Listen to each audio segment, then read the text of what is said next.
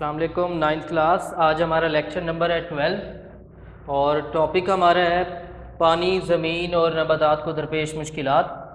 آپ لوگوں نے پوائنٹ آؤٹ کرنا ہے لانگ کوشچن نمبر 5 ہے ایکسرسائز کا کہ پانی، زمین، نباتات اور جنگلی حیات کو جو درپیش مسائل ہیں ان کا حل بیان کریں۔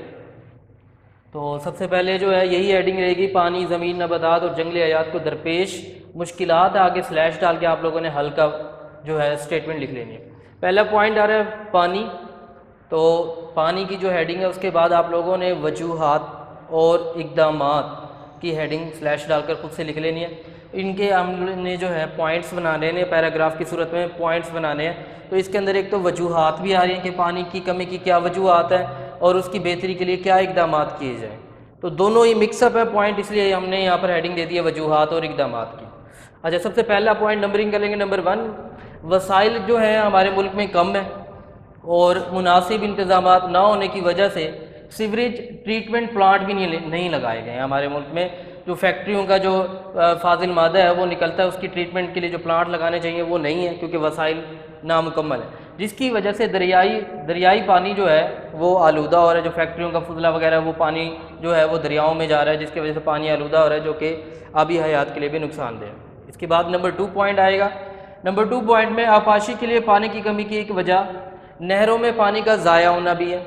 ٹھیک ہے، پانی ہمیں وہ فراہم تو کر رہے ہیں نہروں کے لیے، لیکن نہروں کا جو پانی ہے وہ ضائع ہو رہا ہے۔ نہروں کے پانی کا ضائع ہونے کی وجہ یہ ہے کہ نہریں جو ہیں وہ پکی نہیں ہیں، تو نہروں کو پکا کرنے کے لیے بھی ہمارے ملک میں وسائل ناکافی ہیں۔ اس کے بعد نمبر 3 پوائنٹ ہوگا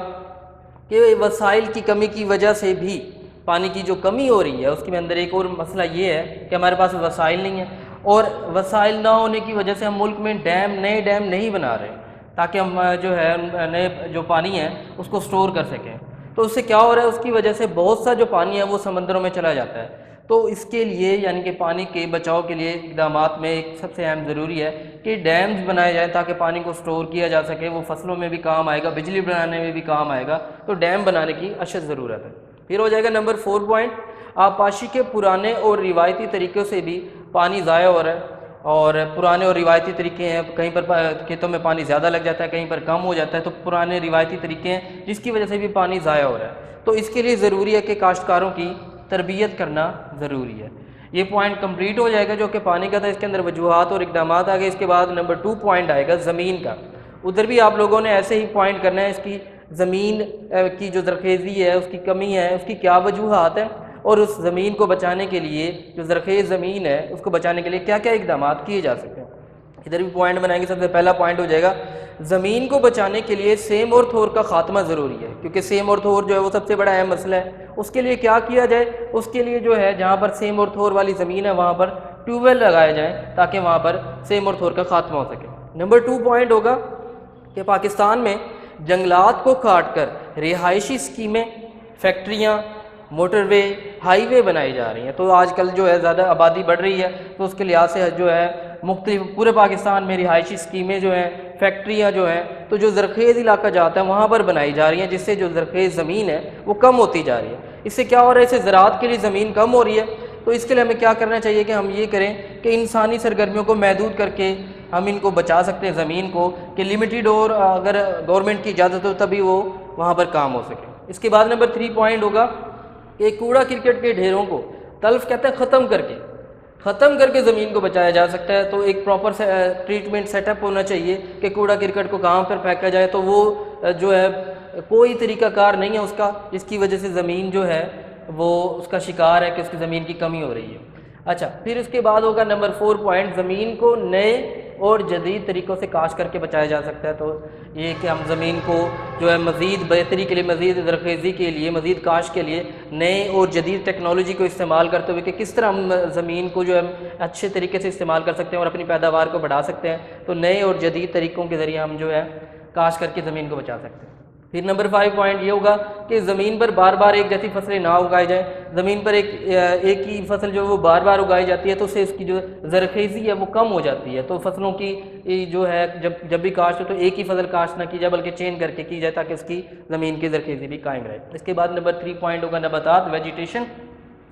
پہلے سٹارٹ میں اسٹیٹمنٹ اس نے لکھ دی، اہمیت بتا دی ہے ایک لائن میں کہ درخت جو ہیں وہ نہ صرف جانوروں اور پرندوں کے مسکن ہے، ان کے رہنے کی جگہ ہے، بلکہ سیلاب اور طوفانوں کے اثرات کو بھی کم کرتے ہیں۔ سیلاب ہے، طوفانوں ان کے آڑے آ جاتے ہیں، ان کے لیے رکاوٹ بنتے ہیں، تو یہ بھی ایک فائدہ ہے۔ اب اس کے بعد ہیڈنگ دے دیں گے آپ لوگ، اس کی کیا وجوہات ہیں کہ نباتات کیوں کم ہو رہے ہیں اور اس کی بہتری کے لیے ہمیں کیا اقدامات کرنے چاہیے۔ پوائنٹ بنائیں گے، نمبر 1 پوائنٹ بنے گا کہ انسان نے رہائش، ایندھن اور سڑکیں بنانے کے لیے درختوں کو کاٹنا شروع کر دیا۔ رہائش کیونکہ آبادی بڑھ رہی ہے، ایندھن کے لیے استعمال ہو رہا ہے، اور سڑکیں بنائی جا رہی ہیں، تو نباتات جو ہیں ان کو استعمال کیا جا رہا ہے، ان کو کاٹا جا رہا ہے۔ پھر ہوگا نمبر 2 پوائنٹ، درختوں کے تحفظ کے لیے ضروری ہے کہ قوانین بنائے جائیں، ایسے قوانین بنائے جائیں کہ لوگوں کو روکا جائے غیر ضروری کٹاؤ سے، اور ان قوانین کو فوری اپڈیٹ کرنا ضروری ہے تاکہ جو ہے ہم اپنے نباتات کو، اپنے درختوں کو بچا سکیں۔ نمبر 3 پوائنٹ ہو جائے گا، ریاست کو چاہیے، اسٹیٹ کو چاہیے کہ وہ، اور کمیونٹی کو چاہیے، مختلف NGOs ہیں، مختلف لوگوں کے گروپ ہیں، ان کو چاہیے کہ وہ جو ہے نباتات کے بچاؤ کے لیے کوششیں کریں، لوگوں کو اویئر کریں تاکہ ان کا مستقبل جو ہے، نباتات کا مستقبل محفوظ رہے۔ پھر نمبر 4 پوائنٹ ہو جائے گا، نباتات کو بچانے کے لیے آگاہی فراہم کی جائے۔ آگاہی وہ ریڈیو، ٹی وی، انٹرنیٹ کے ذریعے ہو سکتی ہے تاکہ لوگوں میں شعور پیدا کیا جائے کہ جنگلات جو ہیں وہ ہمارے لیے کتنے ضروری ہیں۔ پھر اس کے بعد نمبر 5 پوائنٹ ہوگا کہ ایک تو یہ کہ اسے انہیں جنگلات کو غیر ضروری نہ کاٹا جائے، اور اس کے علاوہ جو جنگلات جو بیماریوں کا شکار ہے ان کو بیماریوں سے بچایا جائے، اور اس کے ساتھ ساتھ جو مین سب سے بڑے وہ ہے کہ ماحولیاتی آلودگی پر قابو پایا جائے تاکہ ہم جنگلات جو ہیں ان کا تحفظ ہو سکے۔ اس کے بعد لاسٹ پوائنٹ آئے گا اس کوشچن کا، وہ ہے جنگلی حیات کا۔ جنگلی حیات میں اسی طرح آپ لوگوں نے پوائنٹ آؤٹ کر لینا ہے اس کے کیا اقدامات کرنے ہیں اور کیا وجہ ہے کہ جنگلی حیات جو جنگلات میں جاندار رہتے ہیں وہ کیوں کم ہو رہے ہیں، ان کے لیے کیا اقدامات کیے جائیں۔ نمبر 1 پوائنٹ ہوگا کہ جنگلی حیات کے تحفظ مسائل میں سب سے بڑا جو مسئلہ ہے وہ غیر قانونی شکار ہے، تو کوئی جو ہے چیک اینڈ بیلنس نہیں ہے، کوئی قوانین نہیں ہے، تو غیر قانونی شکار کی وجہ سے جنگلی حیات جو ہیں، کئی جو نسلیں ہیں جو کہ نایاب ہو چکی ہیں وہ ختم ہوتی جا رہی ہیں ملک سے، تو اس کا جو سب سے بڑا مسئلہ ہے وہ غیر قانونی شکار ہے۔ اس کے بعد نمبر 2 پوائنٹ ہے گلہ بانی، جو بھیڑ بکریاں چراتے ہیں ان کے جو ہے گلہ بانی کی وجہ سے چراگاہیں جو ہیں وہ بھی کم ہو رہی ہیں، اور جو جاندار ہیں ان کی چھپنے کی جگہ بھی ختم ہوتی جا رہی ہے۔ پھر اس کے بعد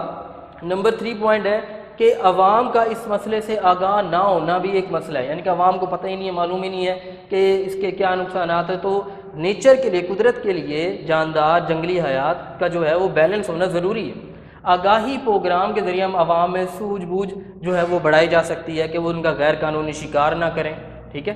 اس کے بعد نمبر 4 پوائنٹ ہو جائے گا کہ جنگلی حیات کا شکار کرنے والوں کو ترغیب دی جائے کہ وہ جنگلی حیات کے شکار یا تجارت کی بجائے، یا تو وہ ان کو شکار کر لیتے ہیں یا پھر ان کی تجارت کرتے ہیں، اس کی بجائے وہ دیگر آمدنی کے ذرائع تلاش کریں، اور یہ تلاش کرنے کے ساتھ ساتھ حکومت کو بھی چاہیے کہ وہ ایسے ریسورسز پیدا کرے کہ جنگلی حیات کے وہ شکار کے بجائے وہ دیگر جو پیشے ہیں ان کو پریفر کرے اور ان کے ذریعے وہ اپنی آمدنی کمائیں۔ اس کے بعد لاسٹ پوائنٹ میں اس نے جنرل 2-3 پوائنٹ لکھ دیے ہیں کہ تیزی سے بڑھتی ہوئی آبادی پر بھی قابو پانا ضروری ہے، یہ بھی ایک اہم مسئلہ ہے۔ تو ظاہری بات ہے جب آبادی تیزی سے بڑھ رہی ہے تو جنگلات کاٹے جا رہے ہیں، نئی تعمیرات ہو رہی ہیں، اس کی وجہ سے جاندار جو ہیں جنگلی حیات ہیں ان کے چھپنے کی جگہ کم ہوتی جا رہی ہیں۔ پھر اس کے بعد پانی کے وسائل کی کمی، پانی کئی ایسے علاقے ہیں جہاں پر پانی موجود نہیں ہے جس کی وجہ سے جاندار جو ہے وہ کافی تعداد میں جو ہے مر جاتے ہیں، ہلاک ہو جاتے ہیں۔ اور اس کے بعد جو جنگلات کی کٹائی ہے وہ بھی ایک اہم مسئلہ ہے، کیونکہ جب جنگلات نہیں رہیں گے تو ان کے چھپنے کی جگہ نہیں رہے گی۔ تو یہ جو کویسچن تھا لانگ کویسچن نمبر 5، وہ کویسچن یہاں پر کمپلیٹ ہو جائے گا۔ تو آپ لوگوں نے، امید ہے کہ آپ لوگ اس کویسچن کو ریوائز بھی کریں گے۔ اللہ